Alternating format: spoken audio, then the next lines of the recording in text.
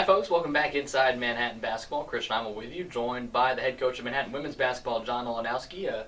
Coach, a 1-1 week last week for you guys. The win, obviously, over St. Peter's, a tough loss against Iona. But take me through the week, because obviously you would have loved to get 2 wins, but able to battle that close with the league leader in Iona and have them here at home. Yeah, I think if you told us that with 30 seconds to go we're going to be down 2 with a chance to tie it, we probably would have signed up for it right away, because they're so talented, whatever. And we played really well. We kept the game close the entire way.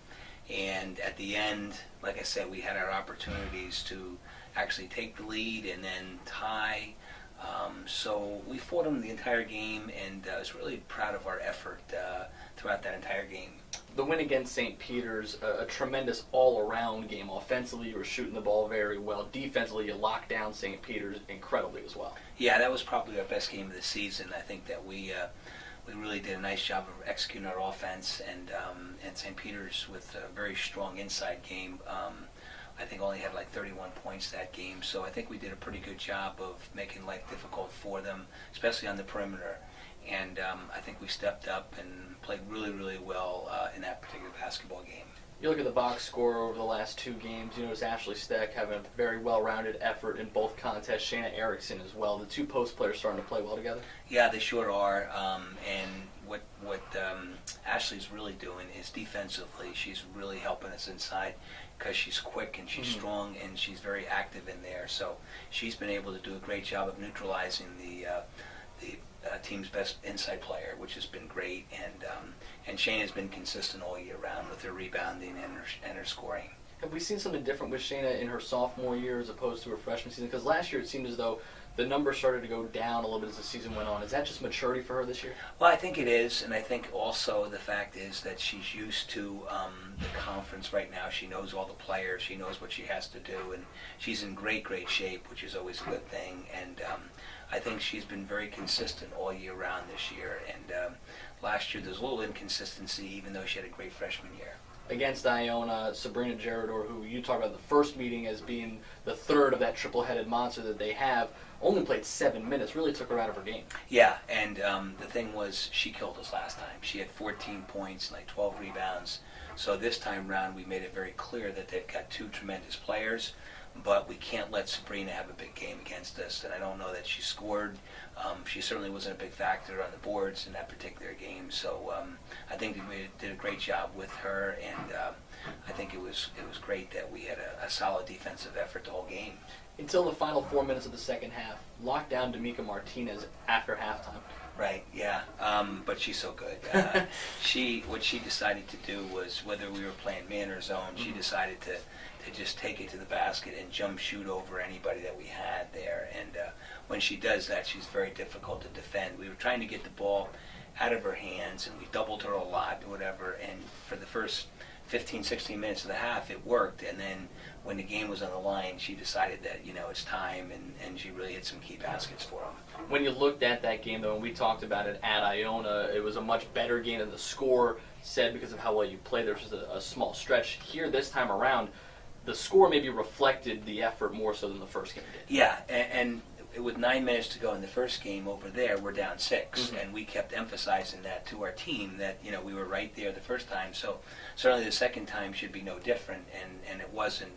The only exception is we were more consistent on the offensive end. We didn't have any droughts like we did over there, which was great, and one of the reasons why we had a shot at the end to actually win it. We talked about this when we got into conference play. 1-8 in the non-conference. You throw it out, clean slate here for the MAC. 5-9 now. But as a team, are you starting to sense them playing with more confidence these last couple of weeks? Oh, very much so. And 2 of our losses. One with Iona, which was, like I say, with 30 seconds to go, it's anybody's ball game. And Quinnipiac, we had a shot at Quinnipiac at the buzzer to tie that game. So that's 2 of the top 3 teams in the conference that we went toe-to-toe with. So we've been very consistent against the really good basketball teams, and we're in a position really where we still have the good opportunity to finish higher up in the standings, certainly a lot higher than we were picked. So we've got a lot of good basketball left in front of us. And I think what's really good is I think we're starting to peak at the exact right time that we need to. As always, Coach, I'd like to get a couple of fan questions. I think we're going to see this one a little bit later on in the year as well, but Erica wants to know, with about 6 games left, is it a clear runaway for Player of the Year in the MAC right now?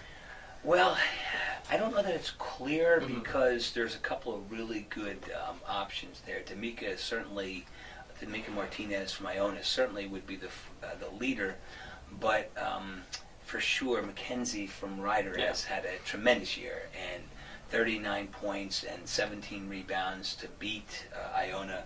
She has to certainly deserve some consideration there. So, and Joy Adams from Iona is averaging like 14 rebounds per game and 19 points.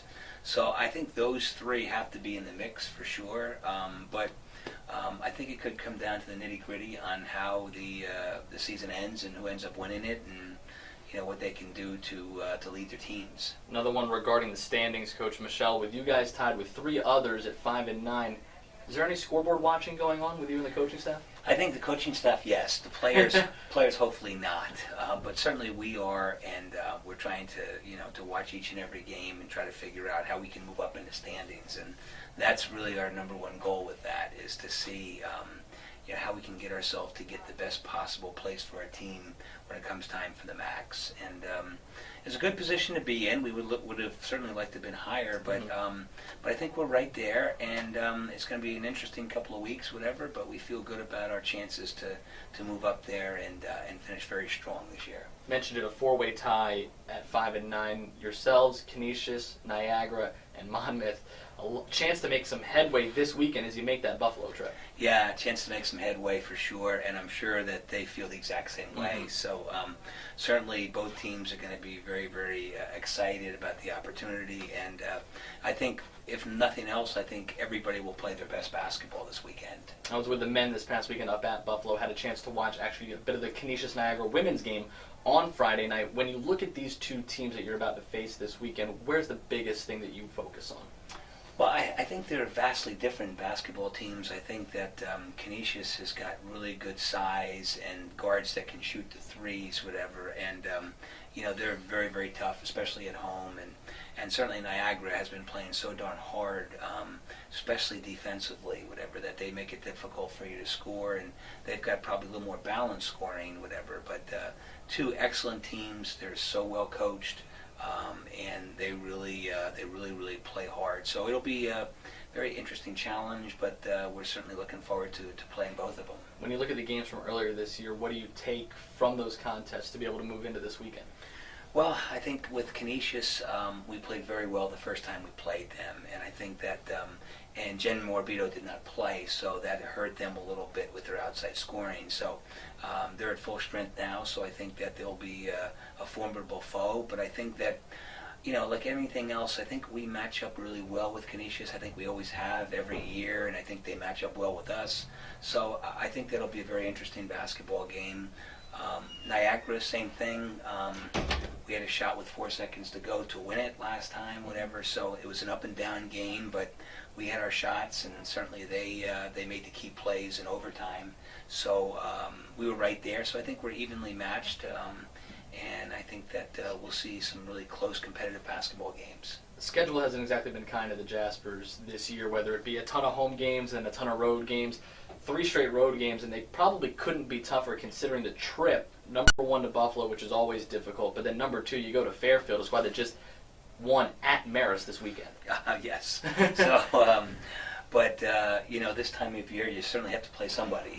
So I think that certainly we would have liked to have maybe had a few more home games down the stretch or whatever. But the thing about it is, we're in a situation right now where we've got to take it one game at a time, and that's the mentality we've had for the past few.